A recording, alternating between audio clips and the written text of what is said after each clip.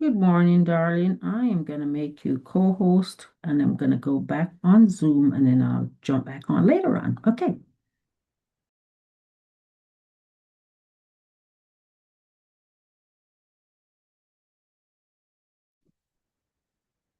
Good morning.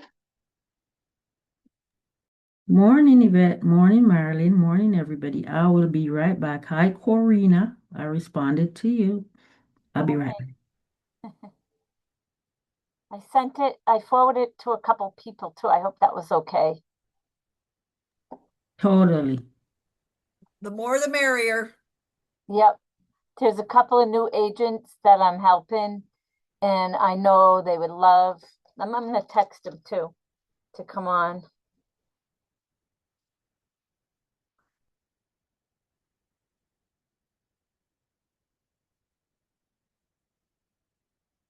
All I see is myself on the screen. Oh, there's Terry. Oh, you're on mute. That too. There you go.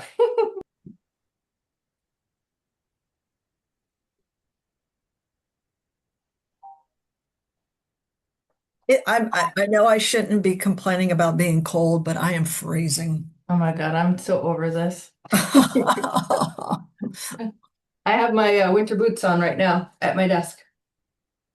You know what? Thank you for that reminder. And I have a space heater too. I have a Oh, space see? heater. I can turn them on, but I forgot that I keep these here. Yeah. Oh, I gotta go grab my phone. Right back.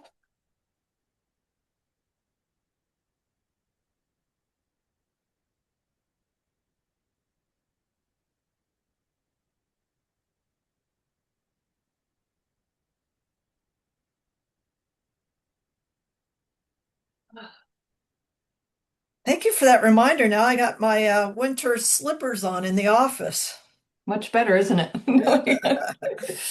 Uh, I'm such a wimp. I am the biggest wimp there is. So it's supposed to be, I think, 70 tomorrow. 72 is a high. So I'm like, okay, what can I go do tomorrow since how my ladies' night got canceled? Well, I'll put my little gifts things together and there's, I think, 25 of them. So I'll go drop them off at the doors. And I need to go ahead and do a CMA form too, just so, hey, this is what I do for work. We had yoga in the park on Saturday, and I was so afraid because it had been in the 40s. I'm like, Mm. oh, please, Lord, please let it warm up. And it turned out to be absolutely gorgeous. It was in the probably low 60s, but the sun was shining, and it Oh, no. was, I actually took my jacket off.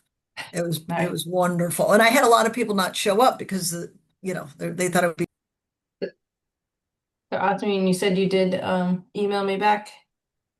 You're on mute. You're still on mute, Audrey. But you're so cute. So cool. I was asking, can I share your question? Oh, the question was, that email to you was, do you have a list of upcoming classes? Because I just didn't, I learned about this one just a minute ago. So if you have a list, so I can schedule them in advance to save them. Because I Oh, think it was the for sale by owners with Rico last week or something. So I have one more coming up, guys, that I'll share. And it's Brittany talking about how she sold 90 houses last year as a not really a team, because she's got, I think, a buyer's agent and an assistant, maybe Okay, two McAllister. assistants. Yeah, Brittany, yeah, Okay. yeah. Hmm. So I don't know if you are like me, Phil Jones. If you are like most people, you want to find out how the heck did she do that, right? Yeah, Right. that's insane because That is, yeah, that's I, superwoman. yeah, And she has a schedule, right? And she doesn't work like crazy people. yeah, we did 100 one year, and that was with three of us. And Mm, I yeah. although it was really more like order taking, the market was different. All you had to do was write up a contract. So you became contract writers more so than Mm, anything else. mhm. All good stuff. Yeah. So.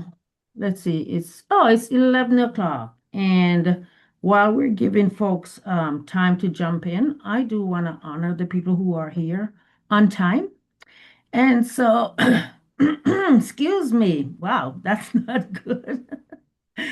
If you don't know who I am, my name is Arthurine Johnson. I am in Cal Williams of downtown Metro Atlanta. So I'm about 30 minutes, depending on who's driving and what day from downtown. And I am a realtor, I'm a business coach, and I love training, I love coaching. And so whenever I have these fantastic classes, I love to share with my pivot peeps and other agents. So today we have the marvelous, darling, terrific Terry Story with us. And what I admire most about Terry is that Terry's been in MREA for, I don't know, for a very long time, with maybe three people, sometimes two and two assistants. So that has always intrigued me because Gary has said that the four-member teams are the most profitable, right? And so Terry taught last year this same class.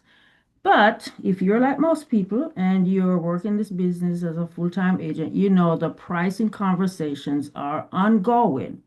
And so I've asked Terry to come back and just tell us what's going on, give us some new strategies of how we price these things to sell. So, Terry, my darling, I'll be your wing girl, right? I will watch the chat, and I don't know how you want to run your show. Do you want them to put up their hands when they have a question, or do you? Yeah, I mean, it's a small group. Just Yeah. I'm very casual and I like more of a mastermind than me Okay. preaching. Okay. So let me get the PowerPoint up here, which I had on the screen. I don't know why it went away. Um, you don't see it, right? I guess I have to share screen. Let me find You the have to share share screen screen. button. Uh-huh. Dut, dut, dut, dut, dut. Come on, Terry, where's share screen? Um, hosting tools, share screen. There you are.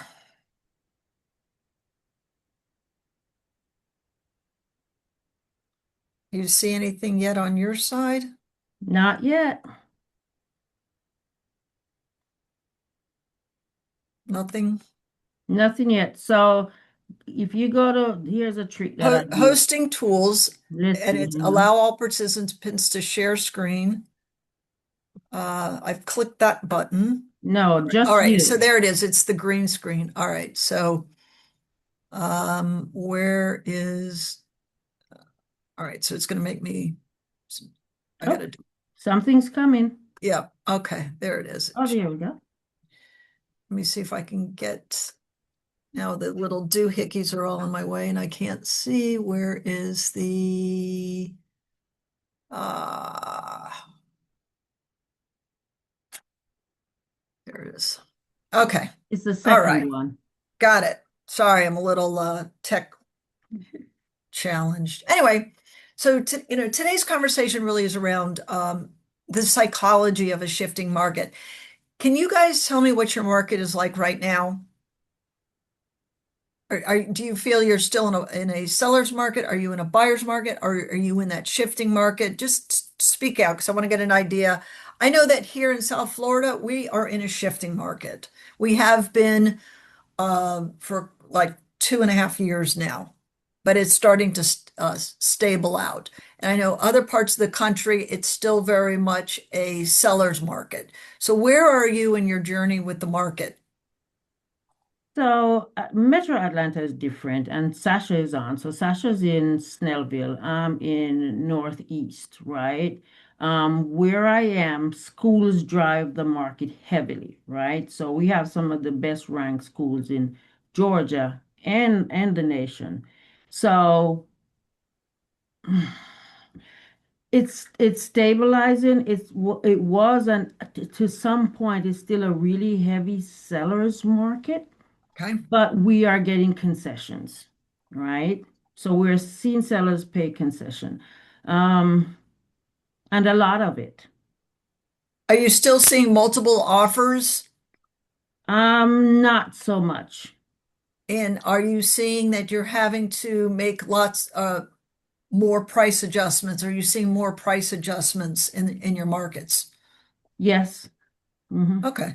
So all of that's an indication because when it comes to pricing, you want to price your home where the market is going, not where it's been. And so we first have to understand the psychology of a shifting market. In a seller's market, really what you're looking at is the buyers are chasing the homes. In other words, you got a house for sale, there's a lot more buyers than there are houses, and there's lines out the door. I mean, that there alone will tell you that it's a seller's market. In a buyer's market, it's the opposite. The homes are chasing the buyers. In other words, there's a lot more homes on the market than there are buyers. And then, the biggest pricing mistake is looking backwards, looking back 3 to 6 months when you're in a shifting market to determine what the comparables are. You really have to look at what's currently on the market and what is pending. Those are your much stronger indicators of where you need to be priced. And quite frankly, I would argue that it's more with what your competition is. So the conversations that you have begins to change. So, for example, seller script explaining the shift. Mr. and Mrs. Seller, many homeowners base their price on what homes sold for 3 to 6 months ago. The problem? Buyers today are looking at where the prices are headed next. They're feeling it too. Buyers will not overpay when they know that they don't have to. When it's very much a seller's market, they'll give you their firstborn baby to get that house. But when the market's shifting, they feel like they're taking control of the reins. And what we've experienced, and again, I've been in it now for 2 years, the buyers think they have a lot more control than they really do, and the sellers are reflecting back to what it was. So you have this ugly mess in the middle, and so it's really having those conversations with your clients to get them through it. Hey, Terry, Yes. should we be seeing your slide deck? Yeah, you don't see it? No, ma'am. Why is that? It says I'm sharing it. It looks like it's not open. But you have It's it. not We see open. your folder. You just need to click on your folder by the look. I'm looking at it on my screen. Um, Share your screen. She's probably sharing the wrong tab of her screen. Probably. Can you see this? Yes, click on that. And can you see what it just opened? No, not yet. It's coming. You can see that it's coming. Yeah. Is it a PowerPoint, Terry? You might try, Yeah. maybe try opening it in your PowerPoint. Because it looks like your top one is PowerPoint, the bottom one, there you go. Oh, there we go. We got it. Okay. Well, thank you for sharing that. So Mhm. I basically just told you what this thing said. Do you see it? How does it appear to you? Does it? We Can click see a on, slide number start one. from the beginning, just go to Okay. slideshow and then There. open, yep, We good now? Yes. Okay, Mhm. perfect. So, and let me move this so I can even see the screen. So what you have to look at is the historical real estate market cycles. And what I do is I have the conversations with my sellers. I literally have this graph when I sit down with them and I say to them, Mr. and Mrs. Seller, where do you think we are in the market cycle? And most of the times they're going to pick the upper part of, between recovery and decline at the top of the market, but they're starting to recognize it's starting to decline. So it's slightly off the top. 99% of the people, that's where they mark where they think we are in our market cycle. And so the conversation begins with, well, what's the trend? What direction are we headed? Well, if we're already at the top of the market, there's only really one way to go. You can't stay at the top forever. It is a decline. Then you have to hit a bottom and then you have to recover. So the question that I always ask the sellers, When do you know that we're at the bottom, and how long do you think it's going to take to get back to the point where we are today? And I let that sit there for a minute. And then they begin to realize, a normal cycle is 5 to 7 years, and we don't know how long this cycle is going to, cycle we're going to be in. We were in a recovering market since 2011 to 2022. How many years is that? That was a long time. We don't know how long of a decline we're going to experience. It may be just a couple years. Doesn't mean it has to be dramatic. We're not talking about the Great Recession here, but we've had multiple real estate cycles. We always do, always will. So that's the important thing to remind them. And so when they say to you, well, I just want to wait it out till the market gets better, then the question is, well, how long is that? And what does that look like? So the idea is to price ahead of the market. And there's key concepts. There are 3 pricing strategies. One is to price it at market value, and that's where the homes are selling for fair price. The second is to price ahead of the market, which is what we call aggressive marketing. The home attracts multiple buyers. Some say that would be the low end of the market value.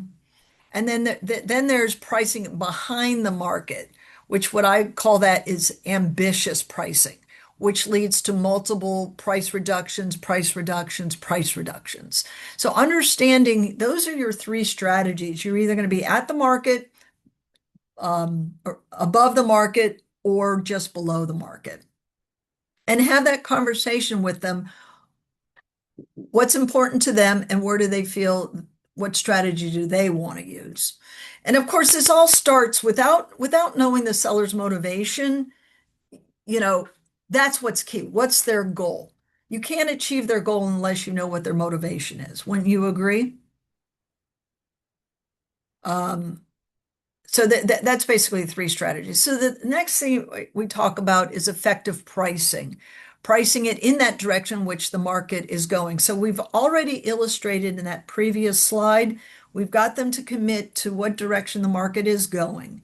And then I say, so we agree that the market trend is a decline.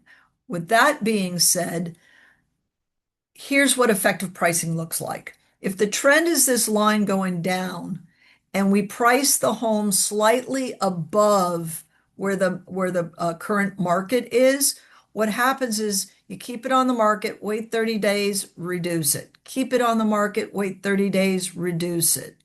You do that over and over again. This is called chasing the market. Had you priced the home right on the line or just below the line, this is what we call effective pricing. You end up selling it for more money in a shorter period of time. Because if you chase the market, then you've got days on market, which we know is the enemy of value, and you end up netting less money. And this is what you want to avoid, Mr. Seller. Wouldn't you agree? I mean, that's basically how the conversation goes. Does that make sense to everybody? Is that clear what this is? I gotta move. I gotta move you little people so I get you out of so I can see my screen. Okay. Now you froze. Yeah, we're good. No, but the screen isn't, there it goes. All right. Strategy using database, determining together the right price. So present, it's not about the comps. We already talked about that because the comps are historic data.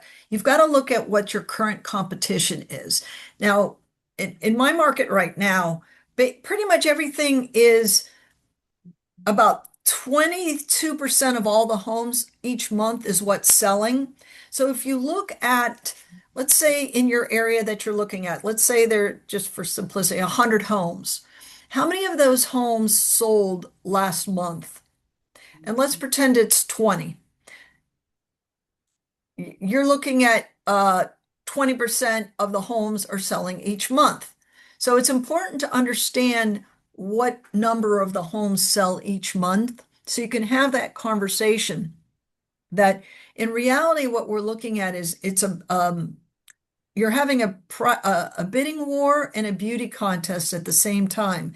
The only homes that are selling are the ones that are the nicest homes in the best condition at the best value. And the value is determined by the eyes of the buyer.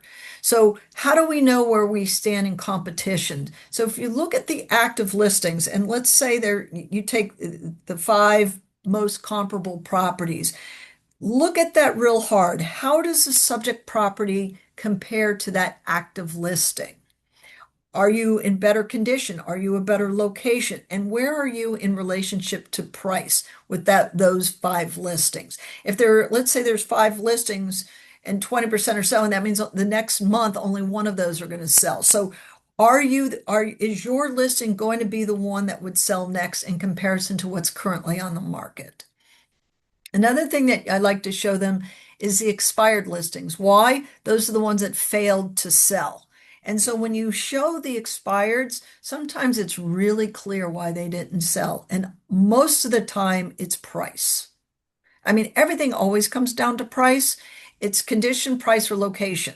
So even if it has a lousy location, you can adjust the price to compensate for that.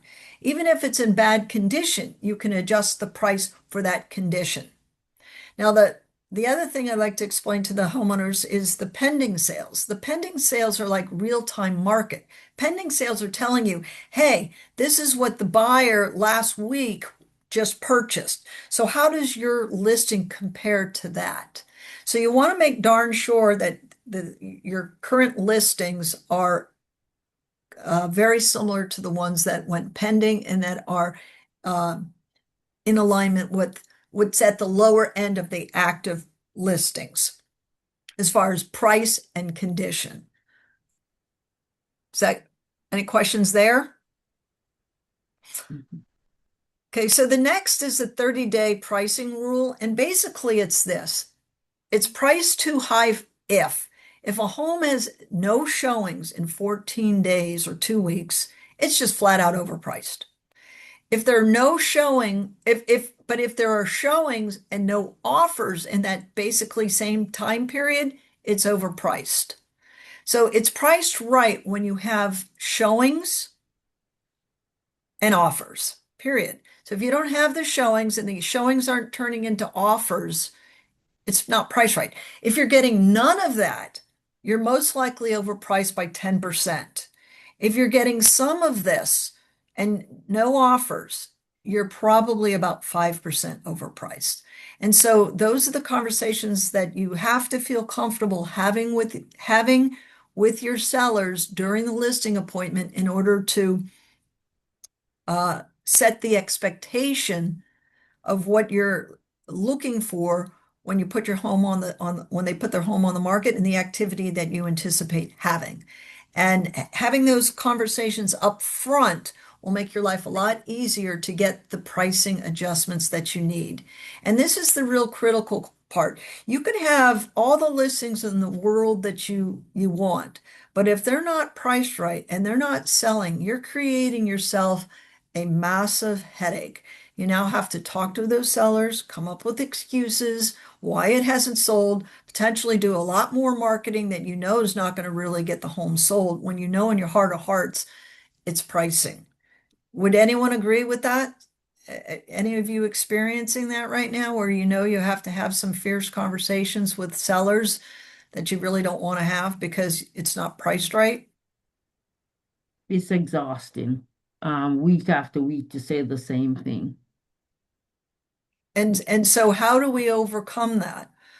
I mean, really the only way to overcome it is say, Mr. Seller, can we have a meeting and go to their home, sit down, bring all your data and have those come to Jesus conversations and go back to their motivation. That's what's real critical. If you don't know their motivation and why they're moving. And I'll be honest with you, there are times that I've just taken listens and I was so happy to get the listing. I don't even know where they're going and why they're going. I just know I'm just going to get this thing on the market and I'm going to sell it. And then when things don't happen, it's like, I don't even know where they're going or when they need to be there. And so when that's happened to me, I realize I'm in trouble because, sometimes we put listings on the market just to get a listing. I've been guilty of that too. Just because I figure, hey, a listing, at least I can market that there's a listing. But I have one now. I'll be honest with you. She's highly unmotivated. I shouldn't have done it, but I did. So then it puts a lot of pressure on you as the agent. Like, how I can't seem to perform here. And then they get frustrated because they think it's all around your marketing and you're not doing enough. Mm. So, being able to have these conversations and setting those expectations is critical. So, the next thing Uh, Terry, yeah, Ro has a question. sure, go ahead, Ro. I had a question regarding the 14 days. What stat would you use? I assume maybe it's days on market, but like for example, if you're in a neighborhood and it shows that days on market is 5, in my head during that conversation, like I know that going in, so I would set the expectation that it's 5 days. Instead of 14 days, because I wouldn't want them to wait till 14 days. But I just wanted to confirm what stat are you using So to drive that actually, number? yeah, a lot of it is just what I've seen in the National Association of Realtor information. The truth of the matter is, I know in 8 days, I know in 5 days, and so do you. So you can change. You don't have to say 14 days, but for sure, without a doubt, if you have no showings in 14 days, we know. And that's giving them, that's assuming that there is all the excuses in the world. Oh, well, we had a snowstorm. Oh, well, there was a hurricane. Oh, well, whatever there is, 14 days. If you're going 14 days in any market and you're not getting any showings, without a doubt, you're way overpriced. I mean, that's really the bottom line. And if you price it right out of the gate, you guys have all enough experience to know that no activity, you're overpriced. When the first weekend goes by and you don't have any showings or calls, you're overpriced. I just priced we did an open house this weekend. We had 7 or 8 people come through, but I don't have any other showings today or tomorrow. So it's telling me I'm overpriced. I already know that. I knew that when we put it on, I listened to the seller. We did the seller's pricing. Now, when I already know by this weekend, I have to have that conversation with her at the market has spoken. Does that make sense, Ro? It does. Thanks. Yeah, so this is, you can adjust the days, but the truth is by 14 days, for sure, game over. And then, and I like using this a fishing analogy because people have visuals. I'm still trying to come up with one for football or golf, but if you go 14 days and no offers, it's like the fisherman number 2.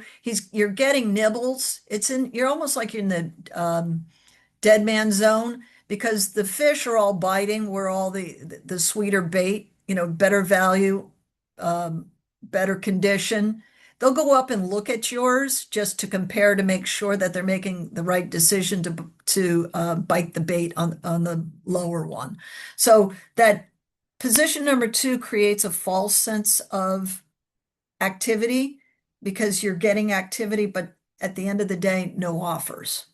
And that's the real critical, is to recognize, am I in position number 2 or am I in 3? You know when you're at 3 because there's a lot more activity and you're getting offers. So, 1 is easy. When you're in 1. So understanding, and explaining pricing is counterintuitive. The better the price, the more activity you get, the better price, the higher price you're going to get for the sale of your home. If you price it too high, you're going to have to drop your hook and line deeper to where the market is, to where the fish are. So the next thing is all around timing. Timing is everything. So again, I brought this up. Pricing is an art and a science at the same time.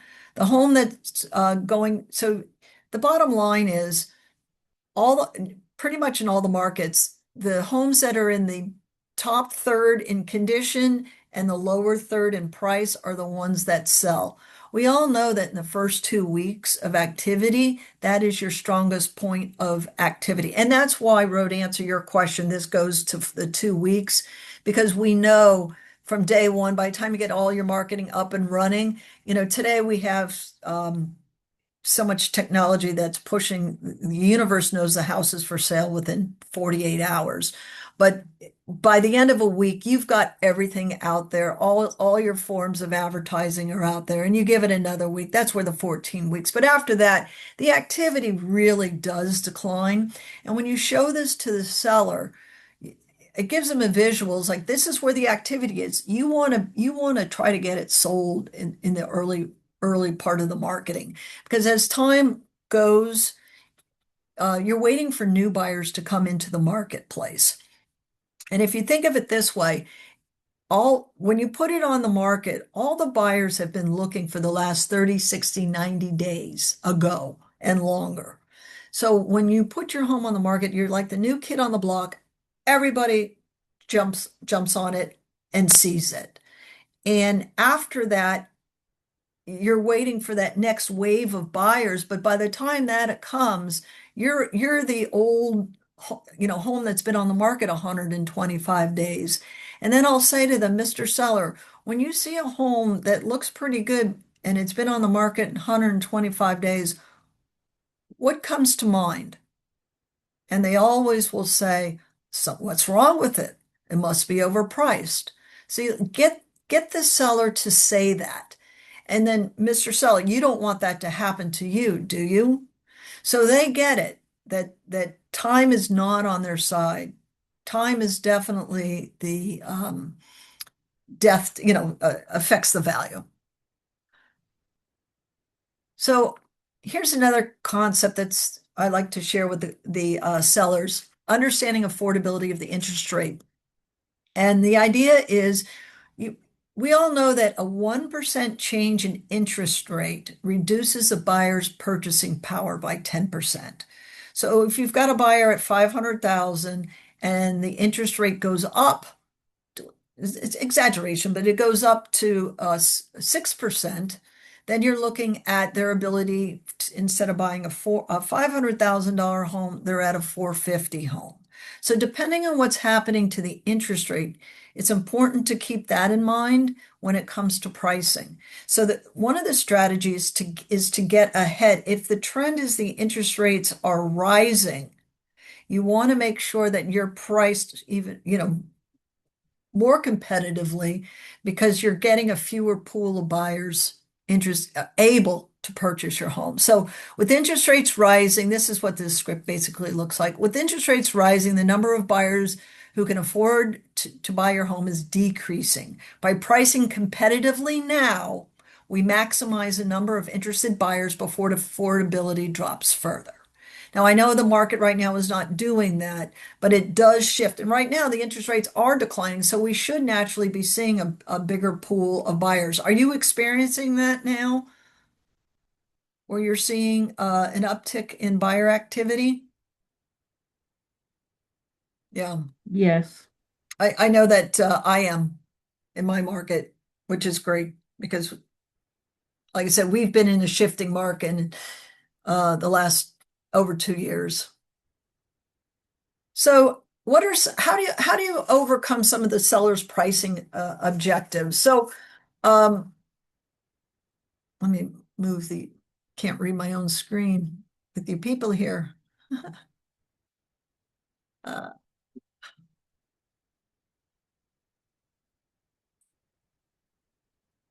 Okay. Move this. Do you need Okay. me to read for you? Yeah, Okay, I like this one. Oh, go back to the other one. I think, hold on. All right, so if I sell for less, you will need to adjust your commission. How do you respond to that, Terry? so I can't, you guys can still see my screen? Yes, of course. All right. I need Mhm. to go to Zoom School 101. It's okay. So the good Because news, I don't see it anymore. So fortunately, I have a backup plan. I printed out my my screen here. Let me get to it. So what was the objection? I'm gonna do another one. We need to wait for the right buyer or something along these lines around waiting. We need to wait for the right buyer, Terry. There's nothing wrong with my overpriced home. Okay, I get it. I completely understand that. If you're waiting for the right buyer, days on market becomes longer. Let me ask you, when you see a house that has been on the market for a long period of time, what are your thoughts? They'll answer generally it's overpriced, bad condition, state exactly. And as we know, chasing the market ultimately results in your house selling for less. And emphasize days on market is the enemy of price. Let's do the right thing and adjust the price to where the market is. So having those charts and bringing it back to them, and that's why it's important to have these conversations in person. Mr. Seller, where do you see us on this trend line? And they point again, and that's moving downward. So do you think the market's getting better, or by how will waiting get you more money? And then they get it, and then they'll say, all right, so what are you suggesting? They always do. They want to hear your suggestions. So make sure you have your data and your facts with you. um, that's really one of the stronger objections. um, Another common one, and I don't know how often you've heard this: if I sell for less, will you adjust your commission? Any of you heard that one? I always say to them, well, here's the good news.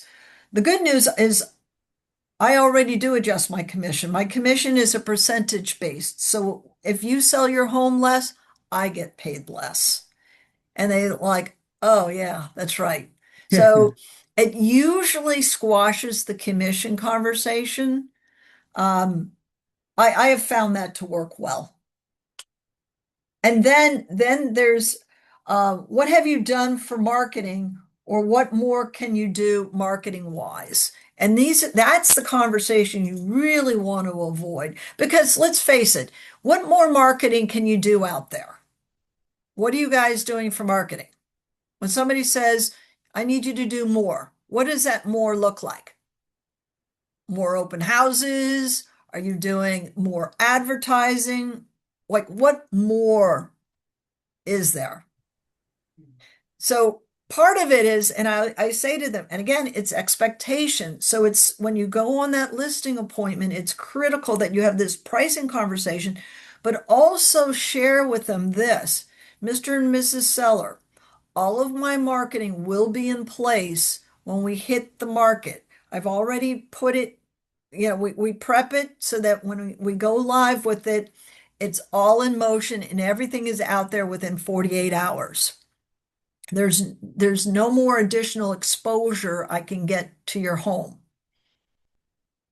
Right? I mean, what more when you've got it already on the internet in 5 million websites? You've already scheduled your open house. I mean, the only thing I know more you can do is an open house, but when you start thinking about open houses, why are we doing open houses? What's your open house strategy?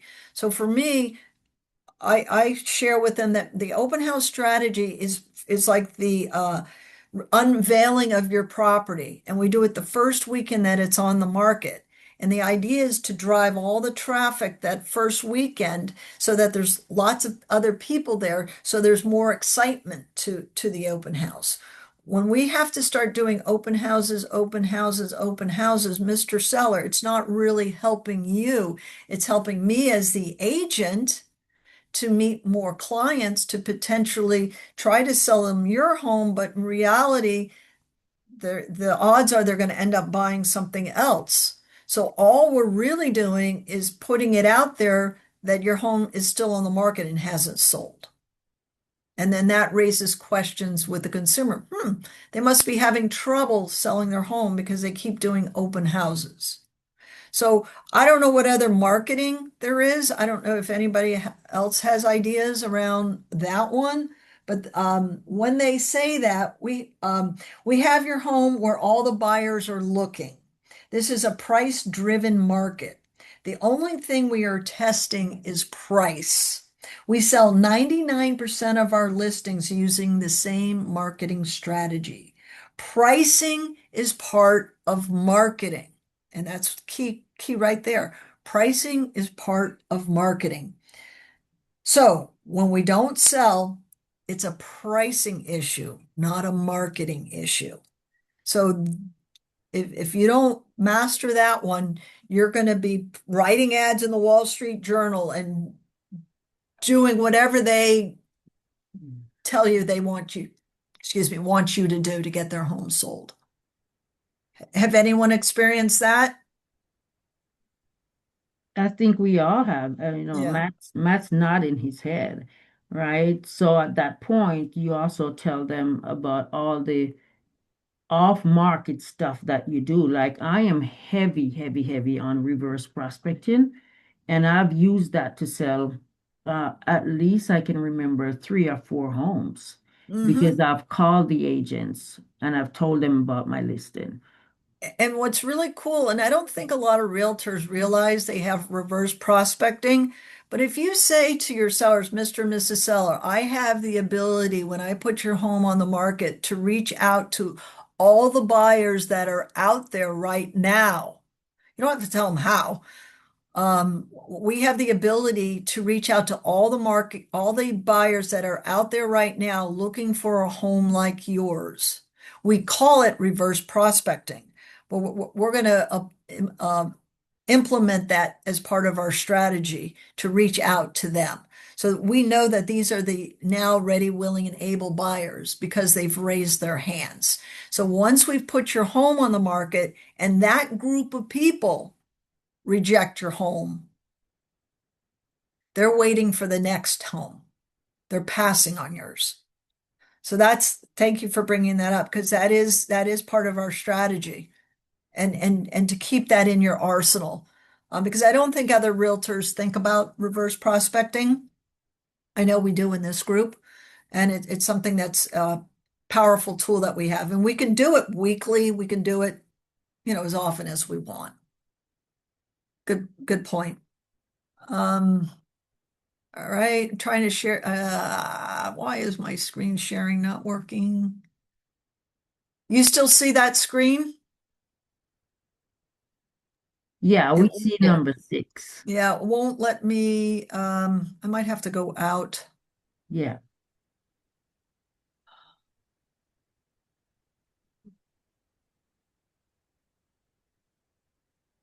Yeah, it's just not moving. Um, oh, come on. Oh dear. Yeah, it moved. All right. I don't know where it moved to. Let's see, the power of Number 7. It moved to number 7. 7. The power of a competitive All right. marketplace. It bounced. hmm So it's the very next slide. All right.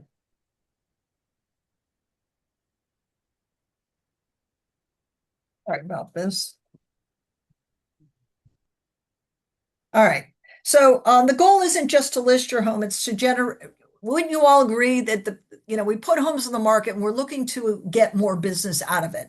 The goal is to generate buyer interest, yes, but it's also looking to get potential new listings, right? And if you don't sell this home to a buyer that expressed interest, is to secure them as another buyer. So homes priced correctly get showings and multiple offers. Overpriced homes sit, get stale, and require reductions. So the goal is, like I said, isn't just to list your home, it's to get that interest and get it sold. So the script for the sellers, would you rather price aggressively and create a bidding war or start too high and risk sitting on the market for months? And when you ask them that question, let them answer it and let that sit with them. You know, what is it? What is their goal? What is their timeline? And again, would you rather price, either at market or aggressively to create a bidding war, or start too high and risk sitting on the market for months and then revisit? And what do we know already if the market sits on the market for months? Are you going to get a higher price, or do you think it'll be a lower price? And remind them, what does the days on market do to the value of your home? That's they get it after a while.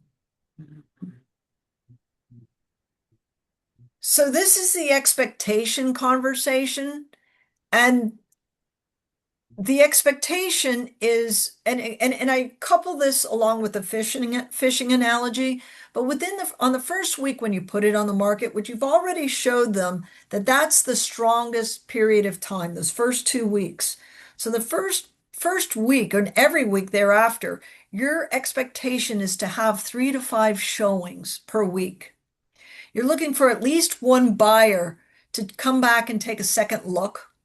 You're looking for positive feedback, and ghosting, which is when an agent never returns your phone call for feedback. That's ghosting. That's deemed negative feedback. And you're looking for offers or talk of offers. So if you have none of this, you're about 10% overpriced. And if you have like at least 2 of these, but not all 4 of them, you're about 5% overpriced. And when I bring this expectation to my sellers, they get it.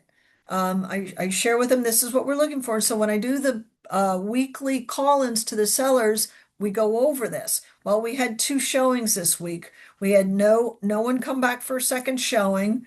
The feedback that we got was this, and no one's talked of an offer, or there's no talk of offer, or we have not received an offer. And I'll say, what would you like to do?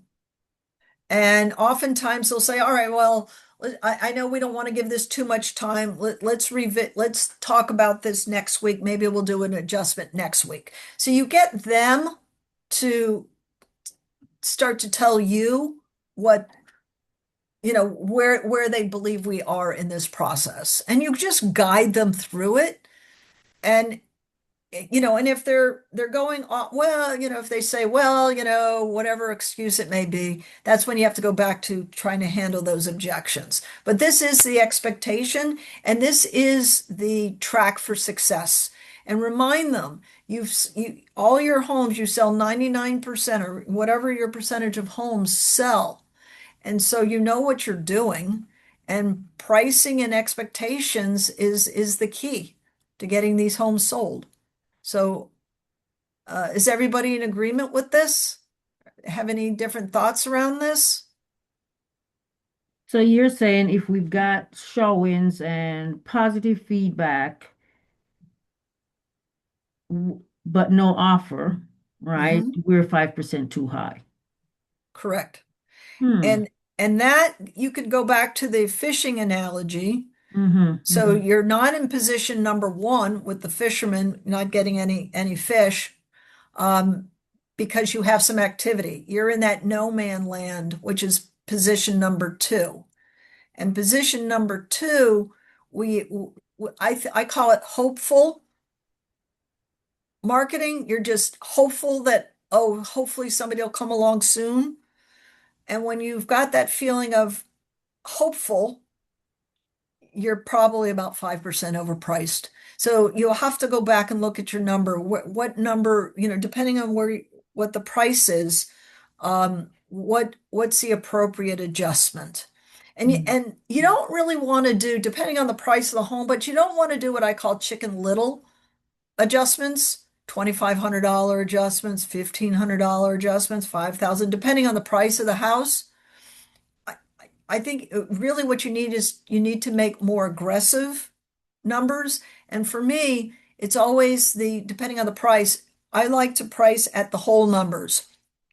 I'll use 500 for example. I want to be at 500, 525, 550, 575. And the reason for that is what's called internet pricing. There's many different algorithms out there, And when you're pricing one of the 25s or the 50s, depending on what different websites, the algorithms, if you don't manually type in what your price search is, it's going to default into those brackets of, so a buyer might run it from 5 to 550, or they'll go 475 to 475 to 525. So if you put a home on the market for 527, 500, you're in the middle of nowhere floating around. When you're on those whole numbers, you're getting people that are looking up to that number or potentially starting at that number and looking above. So when I see somebody price their home at 510, I'm like, oh, that's a huge mistake. That really needs to be at 500 because you will pick up a lot more eyes on that home at 500 than you would at 505, 5010, 510.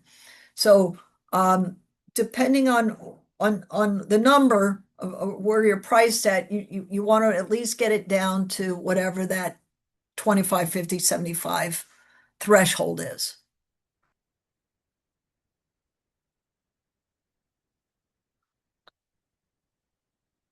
So how did we get back to that one? So we talked about pricing being counterintuitive and where you're overpriced. So you're priced just right when you're getting all of that activity.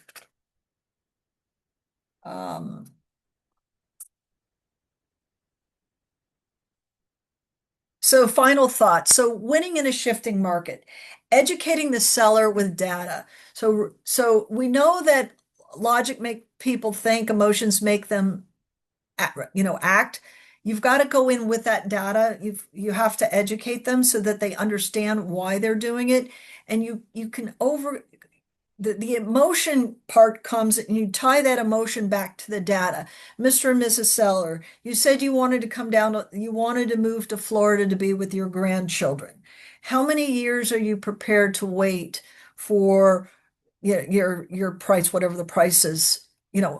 When you can link the two, the data shows that for you to get to Florida today or anytime soon, your home value is 500, not 550. Are you prepared to not make, how long are you prepared to wait for the market to go up to 550?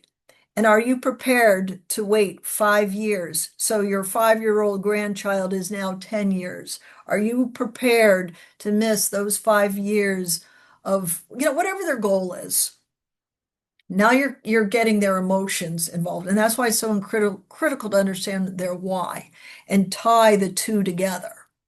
Make the data that you bring to them help you create the emotion, as to why it would be a mistake to wait, because they're the ones who told you that they wanted to move to Florida to be with their grandkids or whatever their thing is. So overcome their emotional pricing with logical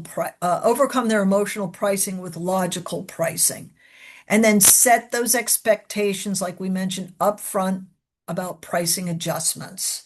So, closing script, Mr. and Mrs. Seller, my goal isn't just to list your home. I want to get it sold for the best possible price in today's market. That starts with smart pricing. Let's position your home to attract the most buyers to get the best results. And usually works pretty well. And that's basically it. Any thoughts around pricing? Any questions that I can answer based on what you're experiencing? Like I said, down in Florida, we're a couple of years ahead of you already, and where you should all be going. Florida, California, they tend to be the states that lead the market. And from what I've seen, we may have already bottomed in our shifting market. And I think we might be this year in a recovery market, moving back up.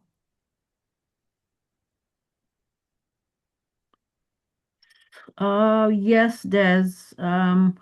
For those, can you stop share, please, Terry, so I can see everybody? Thank you.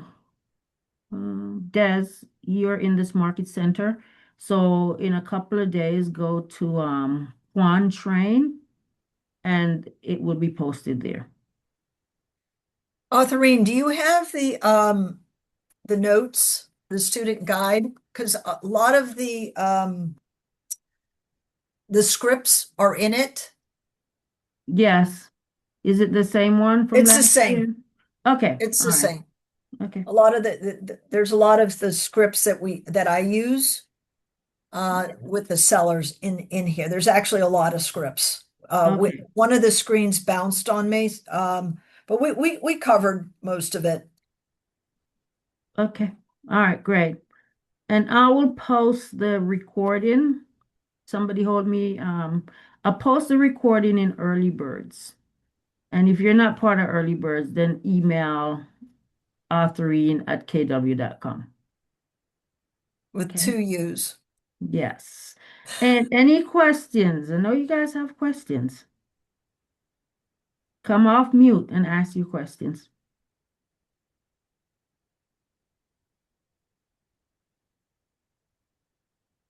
Yes, recording on slide, Sasha. Team Ivy, do you have a question? Come off mute, please. Team Ivy. No, thank you. Okay. Oh, Deb Lowe has a question for you. Good morning. Thank you so much for sharing, Terry. Oh, my Wonderful pleasure. Hey, Deb. idea. So, I'm trying to envision you in a listing presentation sitting across from your seller. Do you use the slides? I may have missed that. You may have talked about it. And is it a conversation? Is it part of a two-part kind of presentation, or is it Sure. just, yeah, sorry. So I have a buyer's presentation. I have Oh, I'm a sorry. I book. meant sellers. I meant sellers. I mean, not sorry, I buyers. said buyer. Well, I have both. I have a seller's presentation. I created this for teaching material. So, um, yes, I basically have a listing presentation and everything in here I touch on. Like those graphs, they're in my presentation. That where do you think we are historically? My fishing analogy is built into my listing presentation. So the first thing that I do is I send my listing presentation digitally to them in advance so they get a chance to review it. So when I sit down with them, I don't have to sit there and tell them about, how many homes I've sold and blah, blah, blah, blah, blah, blah, all about me. So my goal is to really, and then I'll ask them to get a chance to review my marketing plan. And all of that's in the presentation. And I'll ask them, do you have any questions around that? Is there anything in particular you want me to go over or dive deeper in? And most of the times they'll say, no, let's talk about pricing. So they want to get right into pricing. And if I feel like a lot of it, again, you've done the pre-qual call. You know if you know them. If I Right. don't know them, I'm gonna go over marketing with them again. If I know them, probably not gonna go over marketing again. So it's really that pricing conversation because that is the key. And then share with them, here's something else to really think about. Mr. and Mrs. Seller, you already know if they're interviewing other agents. Mr. and Mrs. Seller, have you had the opportunity to meet with the other agents? Fantastic. Well, we're gonna go over pricing. You're probably gonna hear the same things that they told you. I try to extract from them what the other agents have said to them. I try to get that out of them because that helps me a little bit more in the direction that I'm going to go with the conversation. But a lot of times I'll say to them, the bottom line is the facts are the facts. Here are the sales. So it's the interpretation of the facts. And get them, you have to get them to buy in. And that's why it's important to say to them, where are we at in the market?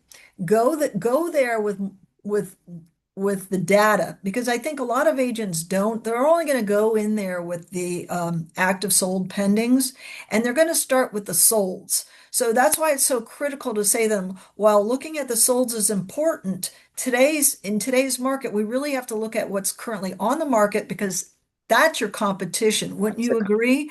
What sold is past history. Wouldn't you agree and do all this? And let's look at the pending sales. The pending sales, once again, those are the ones that the buyers just raised their hand and bought those homes. So those are what we need to focus in on. I guarantee you, just talking like that is going to differentiate you from the previous agent who just went in there and looked at the solds. And you've already poo-pooed the solds because they're old, right? So that's one thing. And again, and then knowing your numbers is critical. Are you in a buyer's market? Are you in a seller's market? What's your absorption rate? Like, I know exactly what our absorption rate, and show them my market. We have 2,500 homes on the market. So, Mr. Seller, while you're one home on the market, a buyer today wanting to buy a home has 2,500 choices. So so the goal is to make your home the most attractive home of the 2,500 in this price category. So saying things that are more factual based is going to elevate your game. They know they're going to hear you as the person who knows, because like I said, most agents are afraid of the numbers, they're afraid of data, and they only go with this pretty little CMA. My CMA is raw. I don't even put anything pretty together. I mean, it's like I got written notes all over it. I'll give you another little secret. One thing that's helped me a lot when especially if it's a neighborhood you don't know, when you go through the comps, put, Mary and John Smith house. And so when you say to them, and they've been in their neighborhood for 20 years, oh, so here's Mary and John's house. They know Mary and John. Now, you don't know Mary and John, but now they think you know Mary and John because you named them Mary and John. You didn't say the blue house down the road. So that can give you a little bit of an edge too when you're having those conversations. Thanks for the reminder and the refresher. So timely. Appreciate you, Terry. And thank you, Authorine. You're welcome, Deb. Sasha has her hand up. Come on, girl. Hey, good morning. Hey, good morning. Terry, thanks for this. And I understand and appreciate the information on how to present it from a listing appointment standpoint, but you even made the point that you have a listing that you shouldn't have taken. You admittedly should not have taken, either at the price you took it at or just in general. So how do you go approach the sellers after you've So, already taken the listing yeah, without either you had presented these stats and ran through everything with them and still took it, or you didn't present it? Like, how do you approach it from that standpoint? I'm still hopeful that she's really motivated because she tells me she wants to move. Um, I hate Boca, blah, blah, blah, blah. But she wants this unrealistic number. And so it's almost like, I'll show you how stupid this is. I'm going to take this listing and I'm going to put it, because I sold her house in the past. And the truth of the matter is, I thought her number then was stupid, but I got her to reduce it to price it right for her to move. So that's why I did it. I've had 3 showings in a month, so we know it's overpriced. And the house, I can't stand it. Anyway, I've got to have that conversation with her. Now, she's going to time out anyway. If I don't have it sold by the end of February, she's going to take it off the market. So I So just do have you to. go to her with the same stats and the same kind of conversation that you would as if it were an original listing appointment?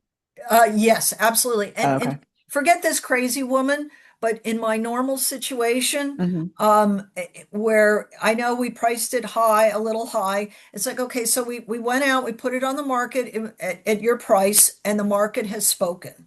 We've now had the home on the market for 3 months. We've given it more than ample time, and nobody has stepped up to the plate. Okay. Regenerate, just take it as if it's from day one hmm and say to her, we've given it now 4 months. The truth of the matter is, we should have had multiple buyers by this time if the price was right. So and then go back and with the facts. And do you know her motivation? Yes, it's a downsizing situation. Does she So have they to? want to get out of, they don't have to. That's the thing. It's a couple. They don't have to, but they Right. definitely really do want to, because it's just too much stairs, space, everything. Okay. So thanks for that tip. And then ask them, how long are you willing to wait? Right. Okay. And then show them, is your trend, if the market's still going up, you're in a losing conversation. You're just going to have to wait till it hits that price. If the market's Mhm. going down, you have to show them we're getting further and further from your number as Right. time marches on. What do you want to Right. do here? And put it on them. Don't take Mhm. the blame Okay. for it. Just put it on them. It's like, and be prepared to walk away. I mean, that's the whole Mhm. thing. You have to be prepared to walk away or tolerate the abuse. All right. Because to Thanks. me, it's abuse.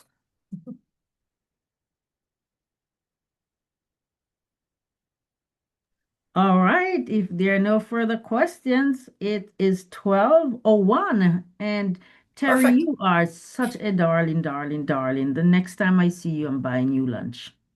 I want to see you in Florida again, my friend. Yeah, soon. Thank you so much. We really, truly appreciate you, your time, your knowledge, and you rock and have the greatest year. She is in Boca Raton, y'all. So please send your referrals to Terry in Boca Raton. Thank And if you. I'm not the right agent, trust me, I'll point you to the right person. She sure will. I Thank you will. so much. And Bye, thank you guys. guys for joining. Have a good week. Bye.